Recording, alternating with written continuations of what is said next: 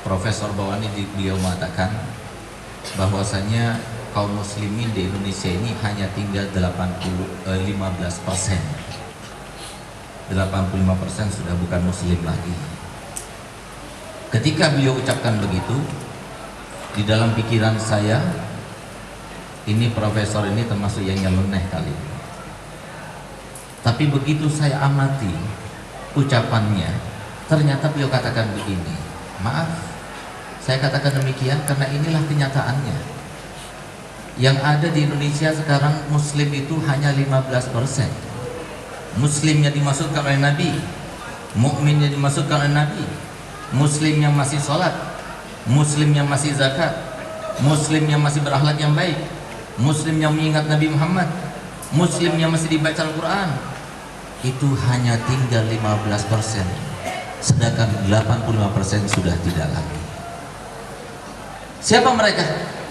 Mereka itu adalah mereka yang masih eksis di pesantren, maupun alumni pesantren, ataupun mereka yang mengajar di pesantren maupun di madrasah diniyah. Itulah mereka 15%. Inilah tantangan kita. Dan jangan sampai kita katakan mereka musuh kita. Tidak, mereka saudara kita. Nabi SAW bersumpah, wallahi la yu'minu ahadukum hatta yatamanna li akhihi khairan misla ma yatamanna. Di dalam hadis lain Nabi SAW bersabda, la yu'minu ahadukum hatta yuhibba li akhihi ma yuhibbu li nafsihi. Demi Allah, tidak beriman salah satu daripada kalian sehingga dia berangan-angan berharap untuk saudaranya seperti yang diharapkan untuk dirinya sendiri. Kita ingin selamat, mereka pun juga harus diselamatkan. Dan kita masing-masing mempunyai wasiat daripada Nabi kita Muhammad SAW, mempunyai perintah yang harus kita laksanakan. Walaupun perintah itu tidaklah sulit, mudah sekali untuk dilaksanakan, dan setiap umatnya baik laki maupun perempuan berkewajiban untuk melaksanakan wasiatnya ini. Karena Nabi SAW tidak mengecualikan dalam wasiatnya. Beliau berkata, beliau meminta, beliau menyarankan kepada kita untuk balighu anni walau ayat, sampaikan dariku walaupun satu ayat, sampaikan daripadaku walaupun satu ayat. Ini adalah implementasi daripada rahmatnya Nabi kepada umatnya Nabi Muhammad SAW. Kenapa demikian? Karena begitu sampai salah satu daripada syariat Nabi Muhammad melalui hadisnya, melalui ayat Al-Quran, maka akan masuk ke dalam hati seseorang, dan subhanallah akan menjadi sebab terhidayahnya, menjadi sebab berubahnya, menjadi sebab orang itu kemudian akan mengenainya inayah rabbaniyah dengan wasilah Nabi Muhammad SAW. Ilmunya Nabi Muhammad adalah ilmu yang sakti mandraguna. Ilmunya Nabi Muhammad yang diajarkan di dalam pesantren-pesantren, yang diajarkan di dalam madrasah-madrasah diniyah, yang diajarkan di dalam majelis-majelis taklim, itu adalah ilmu yang sakti mandraguna, yang kesaktiannya itu bisa menjadikan orang yang memeluknya, orang yang tersimpan di dalam hatinya, mulia hidupnya, bahagia hidupnya, aman, sentosa, sejahtera dunia sampai di akhirat nanti. Inilah yang akan terjadi, dan pasti ini yang akan terjadi. Sebagai bukti, kita lihat elemen-elemen masyarakat kita. Ada elemen masyarakat kita berupa pejabat, ada berupa konglomerat, ada berupa petani, ada berupa pengusaha, dan lain sebagainya, macam-macam. Kemuliaannya juga macam-macam, tapi semuanya itu ada batasan-batasannya. Pejabat mulia, asalkan belum lengser. Kalau sudah lengser tidak mulia lagi. Orang kaya mulia, kalau kekayaannya berguna. Kalau nggak bakhil, kalau bakhil nggak dimuliakan. Selama pun itu kekayaannya masih ada, kalau sudah bangkrut nggak dimuliakan. Sebagaimana dikatakan oleh penyair, ra'aitun nasa qad malu ila man indahu malu wa man lam yakun indahu malu fan nasu anhu qad malu. Ra'aitun nasa qad infaddu ila man indahu fiddah wa man lam yakun lahu indahu fiddah fan nasu anhu qad infaddu. Aku melihat semua manusia, mereka itu condong semuanya kepada orang yang punya harta. Barang siapa yang tidak punya harta, siap-siaplah untuk orang semua akan berlarian darinya. Aku melihat semua orang condong kepada semua orang yang mempunyai perak. Barang siapa yang tidak punya perak, maka siap-siaplah untuk orang itu akan berpaling darinya. Tapi ketika mereka sudah tidak punya harta ini, mereka semua berpaling darinya. Tapi ulama terus berkembang kemuliaannya, terus terhormat, terus mulia, terus sejahtera, terus aman, terus sentosa sampai meninggal. Bahkan puncak meninggalnya insya Allah mereka ini calon-calonnya ketika meninggal nanti yang akan menjemput Nabi Muhammad SAW. Setelah meninggalnya pun diingatkan dan diingat, dijadikan sebuah bukti, sebuah ajaran, sebuah landasan bagi setiap perilaku yang baik untuk murid-muridnya, untuk anak keturunannya, untuk para tetangganya, untuk para mitranya dan sebagainya. Itu ilmunya Nabi Muhammad SAW. Kita lihat pandangan wajah-wajah yang mulia ini. Bedakan, bayangkan kalau seumpama wajah-wajah yang ada di depan kita ini yang sekarang sebentar lagi akan diwisuda, setelah sekian lama berada di pesantren, yang paling lama 12 tahun, ada yang 9 tahun, ada yang kurang daripada itu, tergantung kepada kepiawaiannya dan keintelektualannya. Coba kita lihat wajah-wajah mereka, amati sebagaimana Nabi Muhammad SAW telah mengajarkan kepada kita untuk selalu mengambil hikmah, mengambil ibrah daripada semua apa yang kita lihat. Nabi SAW selalu mengajarkan ketika melihat sesuatu, diantaranya beliau ketika melihat pekuburan, beliau mengatakan inna fi hadhil maqabir la ibar. Ketika beliau melihat perkebunan, beliau mengatakan inna fi hadhil manazil la ibar. Ketika beliau melihat wajah-wajah sahabat Nabi yang berubah-ubah, yang berbeda-beda, bermacam-macam warna dan rupa, beliau juga mengatakan inna fi hadhil wujuh la ibar. Artinya ambil hikmahnya. Coba lihat kita wajah-wajah yang penuh dengan cahaya karena sunnah-sunnah Nabi yang telah dilaksanakannya. Wajah-wajah kalau kita dudukkan dengan wajah para mahasiswa di luar sana, wajah-wajah yang kalau kita dudukkan dengan para mereka siswa yang sekolah di SMA murni sana, berbeda ya akhi, berbeda. Bagaimana sikapnya kepada orang tua, berbeda. Bagaimana sikapnya kepada sesama, berbeda. Bagaimana sikapnya kepada para tetangga, berbeda. Kenapa? Ilmunya Nabi Muhammad dalam hatinya. Sehingga coba kita bayangkan kalau seumpama pejabat-pejabat kita semacam itu, bagaimana kiranya? Kalau seumpama para dokter-dokter kita yang ada di Indonesia ini seperti mereka, bagaimana kiranya? Seumpama kalau orang-orang kaya di Indonesia ini seperti mereka, bagaimana kiranya? Yang terjadi adalah baldatun thayyibatun wa rabbun ghafur. Tapi ternyata yang terjadi adalah hanya 15% yang semacam ini. 85% tidak tersentuh dengan ilmu Nabi Muhammad SAW. Oleh karenanya saya anjurkan untuk kita melaksanakan perintah Nabi balighu anni walau ayah, hanya dengan mengatakan kalau kamu ingin selamat, anak kamu ingin selamat, anak kamu ingin kamu itu sesuai dengan keinginanmu, masukkan pesantren. Saya katakan demikian bukan promosi untuk pondok Darul Dakwah, tidak. Di sini sudah penuh. Kalau bisa jangan diarahkan ke sini, ke tempat yang lainnya. Di sini sudah penuh. Masalahnya kalau ditambah lagi, kita harus bangun. Yang bantu siapa?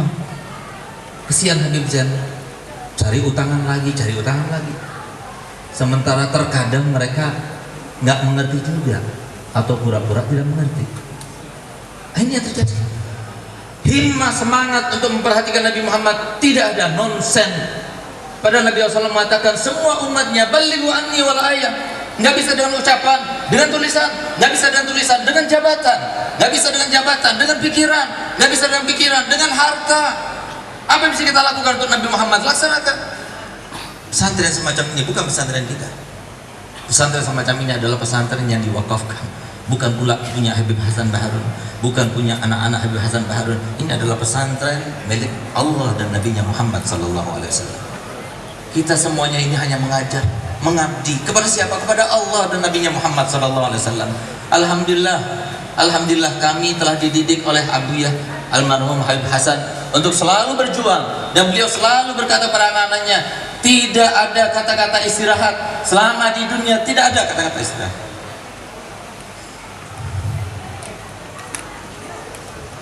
Nanti tatkala saya dikubur, tatkala kami dikubur, baru kami akan merasakan istirahat. Kamu akan dikirimi dengan berbagai macam ilmu yang kamu ajarkan itu dan diamalkan, pahalanya semua yang akan dikirimkan ke kamu. Kamu akan menjadi orang paling mulia nanti di bawah tanah ini. Disitulah tempat kita istirahat. Tapi selama kami hidup, selama kita masih hidup, apa yang bisa kita lakukan itu Nabi Muhammad laksanakan. Al-Habib Al-Habsyi mengatakan tidak ada satu umat pun yang kita pandang, kita lihat di luar sana, baik yang ahli maksiat maupun ahli taat, kecuali mereka disayang oleh Nabi Muhammad melebihi daripada sayang kita kepada anak-anak kita. Sehingga siapapun yang perhatikan mereka semuanya di luar sana berarti telah memperhatikan Nabi Muhammad, dan demi Allah beliau bersumpah pasti akan diperhatikan oleh Nabi Muhammad sallallahu alaihi wasallam.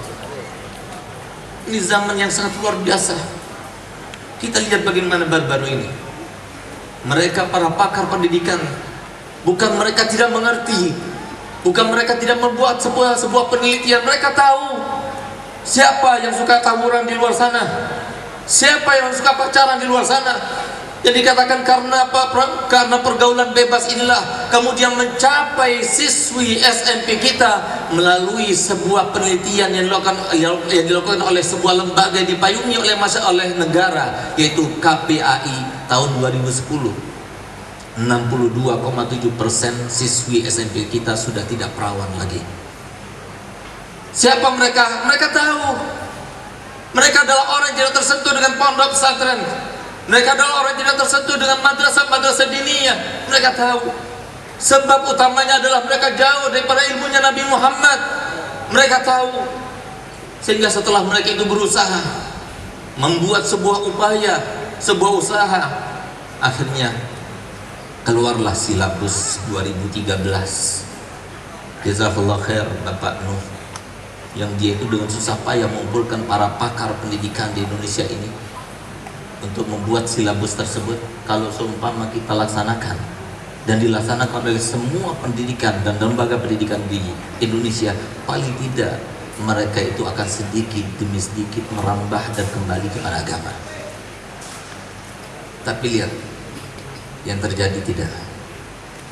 Begitu Bapak yang baru ini terpilih, kemudian yang mengatakan selama saya menjabat sampai 2019 saya tidak akan menerapkannya. Ini adalah sebuah program yang sangat mahal. Mahal untuk Nabi Muhammad, mahal untuk umatnya Nabi Muhammad. Yang kalau seumpama kita teliti dan saya pelajari sudah, itu setiap materi yang diajarkan dari kelas SD, SMP sampai tingkat perguruan tinggi harus ada kaitan dengan agama. Misalnya kalau kita mengajarkan materi matematika yang tidak mungkin, nggak ada kaitannya dengan agama, bisa dikaitkan. Contoh-contoh yang dibuat harus terkait dengan agama. Misalnya, kalau seumpama masjid berdiameter sekian kali sekian, sedangkan tingginya sekian kali sekian, maka menghasilkan berapa? Sehingga anak itu ketika melihat masjid, apa itu masjid? Misalnya, kalau ada seorang alim yang kepada jamaah majelis taklimnya, kemudian mereka itu diajak untuk berziarah Wali Songo, menaiki 7 bis. Setiap 1 liter itu berdapat menempuh 7 kilo. Sedangkan dari mulai tempat mereka berangkat sampai ke Wali Songo yang terakhir itu adalah ditempuh dari sekian kilo. Kira-kira berapa liter yang dihasilkan? Sehingga mereka bertanya, apa itu majelis taklim? Apa itu kiai? Apa itu Wali Songo? Diajarkan semacam itu, sangat bagus, sangat indah. Tapi subhanallah, akhirnya apa? Tidak dihapus, diputuskan tidak dihapus. Alhamdulillah, mau dilaksanakan, iya, nggak dilaksanakan, tidak apa-apa. Alhamdulillah Kabupaten Pasuruan akan melaksanakannya. Lagi-lagi kendala itu pasti ada. Kenapa? Karena setan tidak akan membiarkan mereka itu mengenal Nabi Muhammad. Setan tidak akan membiarkan satu pun daripada kita, sebagaimana sumpahnya ketika diturunkan dari surga, wa izzatika la'aghyannahum ajma'in, demi kemuliaanmu ya Allah, aku akan cegah mereka dan aku akan halangi mereka daripada jalanmu ini. Sudah sumpahnya, tidak akan dibiarkan kita Yang namanya kaum muslimin ini berbuat suatu kebaikan pun, subhanallah, begitu akan terlaksana kemarin otonomi daerah dengan dasar landasan otonomi daerah, ternyata guru-guru MI-nya pun juga mereka berdemo. Kalau seumpama dilaksanakan ditambah jam pelajarannya ditambah, nanti MI, MTS, MA nggak laku tuh. Padahal berapa persen MI, MA ini berapa persen, sementara yang negeri itu berapa? Ini yang terjadi sekarang ini. Kenapa? Selalu ada halangan, selalu ada hambatan. Kenapa demikian? Karena setan yang ada sekarang ini, kerajaan-kerajaan setan, pengaruh-pengaruh setan. Oleh karena itu kami dengan kerendahan hati, kami dengan berat hati sekarang pada hari ini menyerahkan anak-anak didik kami yang sangat kami cintai kepada para wali santri. Tolong demi Nabi Muhammad SAW, kalau kita tidak bisa berdakwah kepada orang lain, biarkan kita berdakwah kepada keluarga kita. Jagalah mereka, jagalah akhlak mereka, ingatkan mereka. Mereka adalah masih di dalam saat-saat kita masih mendidiknya, supaya dekat kepada Nabi Muhammad SAW. Jangan jauhkan daripada kita, jangan pisahkan kami dengan mereka. Jagalah mereka, karena kita sekarang berada di zaman yang oleh guru saya Al-Habib Zain bin Semit hafidhahullah wa ra'ah, beliau mengatakan kalau seumpama ada seorang anak yang diawasi, disertai oleh pengawasnya selama 24 jam penuh dengan lingkungan yang ada sekarang ini, tetap saja dia akan terjerumus ke dalam lingkungan yang rusak sekarang. Oleh karena itu saya mohon mewakili Habib Zain menitipkan kembali amanat ini kepada para wali santri, dan tolong nanti ketika waktunya mereka itu pulang kembali, maka hendaknya kembalikan mereka secepat mungkin. Jangan berikan mereka itu untuk terlambat sehari, 2 hari, mentang-mentang orang tuanya itu banyak uangnya dan sebagainya. Tidak, itu uang bukan untuk kami. Itu uang bukan dibagikan untuk para guru, tapi itu uang untuk bangunan.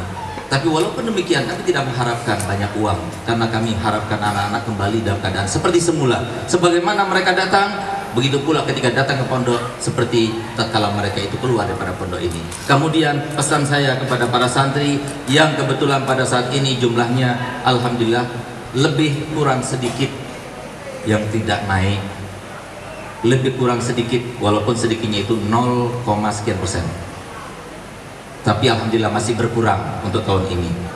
Yang nggak naik, walaupun saya yakin anak Pondok Putra nggak seperti Pondok Putri. Kalau Pondok Putri nggak naik itu malu, sehingga banyak yang nggak kembali. Kenapa nggak naik? Kalau Pondok Putra memang dia itu nggak hawil, mukanya muka tembok memang. Jadi mau naik nggak naik, yang penting pondok. Nah, tapi saya harapkan kalau nggak naik, kalau ada yang kecewa, jangan kalian kecewa. Tapi belajarlah daripada kegagalan ini. Kenapa? Guru kalian Ustaz Segar Harun juga pernah nggak naik 2 kali. Tanyakan kepada Ustaz Ismail, tanyakan kepada Ustaz Qaimuddin. Tapi alhamdulillah pada kelas 3 alih akhir studi saya di pondok ini, saya menjadi juara 1. Nah, itulah yang saya harapkan, dan semoga sebagaimana kita dikumpulkan di tempat ini, semoga dikumpulkan bersama Nabi Muhammad SAW. Semoga kita termasuk membanggakan Nabi Muhammad. Semoga kita termasuk yang berusaha dengan usaha yang diinginkan Nabi Muhammad, dan semoga kita termasuk yang bikin tersenyum Nabi Muhammad. Semoga kita termasuk yang menghargai umur kita yang masih tersisa ini entah sampai kapan, dan semoga kita semuanya dan anak-anak kita, keluarga kita, istri kita, handai tolan kita, tetangga kita, dan seluruh kaum muslimin dipelihara oleh Allah Ta'ala dan dijaga daripada fitnah akhir zaman. Ya Allah, kami minta ya Allah berkat mereka yang Kau cintai ya Allah, yang ada di tempat ini ya Allah, yang kalau kami minta karenanya ya Allah, Kau akan berikan kami ya Allah. Jadikanlah kami termasuk ingat ya Allah, masing-masing daripada kami yang mempunyai modal yang Kau berikan kepada kami ya Allah. Jadikanlah modal ini kami gunakan untuk mendekatkan diri kepadamu ya Allah, dan meraih ridhamu dan cintamu ya Allah, serta mendekatkan diri kepada Nabi Muhammad SAW, sehingga kami termasuk yang setiap hari Kamis ketika disampaikan amal kami sebelum disampaikan kepada Allah Ta'ala, diberitahu kepada Nabi Muhammad SAW, beliau tersenyum dan bangga kepada kami. Ya Allah, ya Allah, selamatkanlah mereka daripada fitnah akhir zaman. Jadikanlah semua kaum muslimin ya Allah dimanapun mereka berada meninggalkan dunia fana ini yang memang dihidupkan untuk arena dan ujian ini ya Allah, termasuk yang sukses melewatinya ya Allah, termasuk yang meninggalkan dunia fana ini dalam keadaan husnul khatimah, dalam keadaan husnul khatimah, dalam keadaan husnul khatimah. Wassallallahu ala sayyidina Muhammadin wa ala alihi wasallam. Alhamdulillah, amin.